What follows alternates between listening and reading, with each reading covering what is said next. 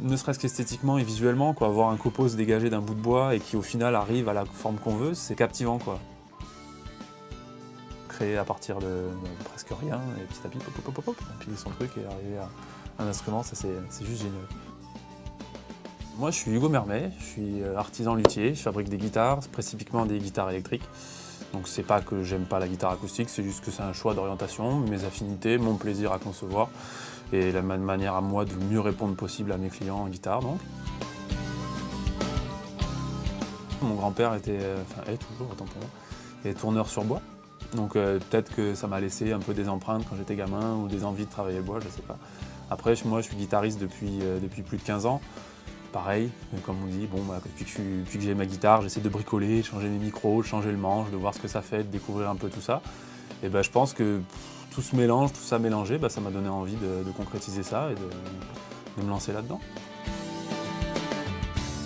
La lutherie, ça représente un tas de corps de métier. C'est pas seulement, ça peut être de la menuiserie, c'est de l'ébénisterie, connaître le bois, dans quel sens on coupe un bout de bois pour qu'il soit stable, pour qu'il ne le soit pas, pour qu'on voit plus d'ondes, qu'il soit plus esthétique. C'est du travail sur l'électronique, c'est du travail de peinture, du travail de vernis, parfois du travail de métal en fonction des demandes qu'on a. C'est jamais deux fois la même chose. Un jour on travaille que du bois, le lendemain on passe sa journée sur un câblage électronique spécifique super complexe. Du coup je pense que c'est très dur de s'ennuyer, donc ouais, je dirais que c'est ça en fait.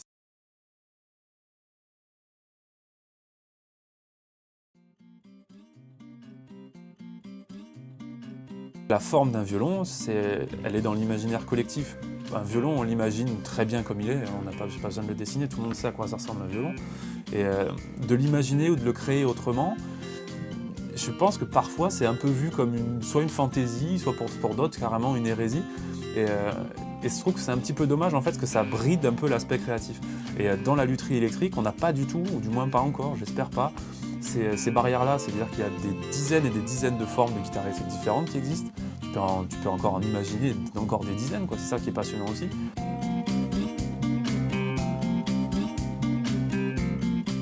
Le fait d'utiliser des pièces en fait, extérieures, en fait, il y a toute une industrie qui existe autour de la guitare électrique pour apporter de nouvelles réponses et de nouvelles solutions aux guitaristes. Ça laisse cette possibilité de créer qui est super riche, qui est super large. Et pour ça, c'est passionnant. Moi, je sais que c'est pour ça aussi que j'ai décidé de faire ce choix, de concevoir que des guitares et des basses électriques. C'est vrai que c'est pas forcément très simple d'amener sa patte quand on est dirigé esthétiquement par quelqu'un. Ne serait-ce que dans le travail des courbes, dans le travail des chanfreins, tout n'est pas entièrement dirigé par le client. Il y a quand même une trame, une ligne directrice que je suis, parce que ça correspond à sa demande. Et après, il y a tout plein de petits points sur lesquels moi j'ai une certaine liberté créatrice quand même. Et je pense que c'est sur cette petite chose-là que la patte du luthier s'exprime, la façon de concevoir, d'imaginer, juste l'équilibre des courbes, l'équilibre entre une tête et un corps. Parfois ça se joue à quelques millimètres, mais je pense que c'est une fluidité en fait qui vient de soi, quoi, de ses outils, de sa façon de faire, de sa façon d'imaginer.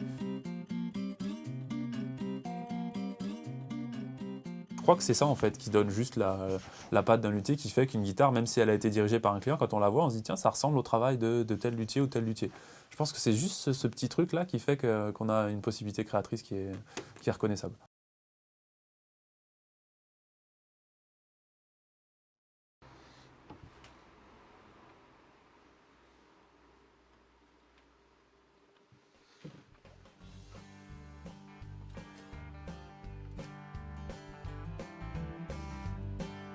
La musique, moi, elle a son importance dans le dialogue client-luthier. On arrive dans un endroit, en fait, dans mon atelier, où il y a un musicien qui arrive avec des notes, des idées, une façon de jouer, et puis moi, j'ai des bouts de bois. Donc là, à l'arrivée, à ce moment-là, notre langage, il n'est pas commun du tout. Et pour moi, ce qui va être commun, c'est ce langage, c'est la musique. La personne arrive avec ça, avec ses demandes, moi je comprends ce qu'il me dit et je peux adapter. La personne vient avec un son, moi j'ai des bouts de bois et après cette petite équation-là, moi je peux apporter une réponse. J'ai un instrument fait avec du bois et qui répond aux demandes de son que la personne est venue me demander. Donc je pense que c'est ça, c'est en ça que la musique, moi, elle me sert, à être pertinent dans mes réponses. Plus on avance pas dans la technique mais dans l'expérience musicale, c'est-à-dire la scène, ou avoir vraiment parlé avec beaucoup de gens, avoir pu jouer avec beaucoup de gens, avoir essayé plein d'amplis, plein de types de sons, des types de cordes, de micros, de toutes les pièces qui peuvent exister. Et je pense qu'on enrichit encore plus sa possibilité, son potentiel à répondre avec pertinence.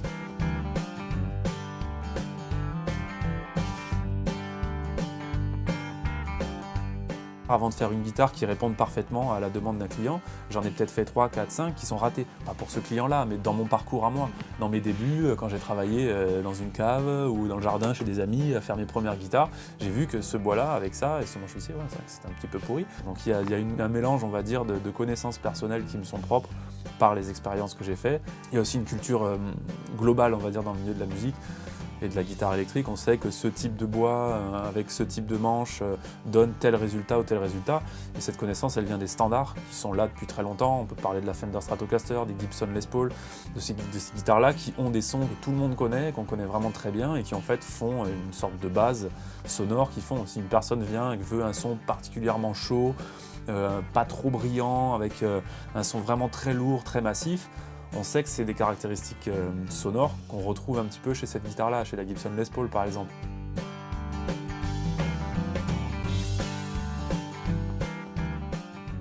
Il faut être capable en fait d'avoir l'éventail le plus large possible de techniques et d'être le plus pointu et le plus technique dans chacun de ces petits tiroirs de nos connaissances. Et c'est pas forcément simple, mais c'est juste passionnant. Au quotidien, c'est passionnant. Ouais.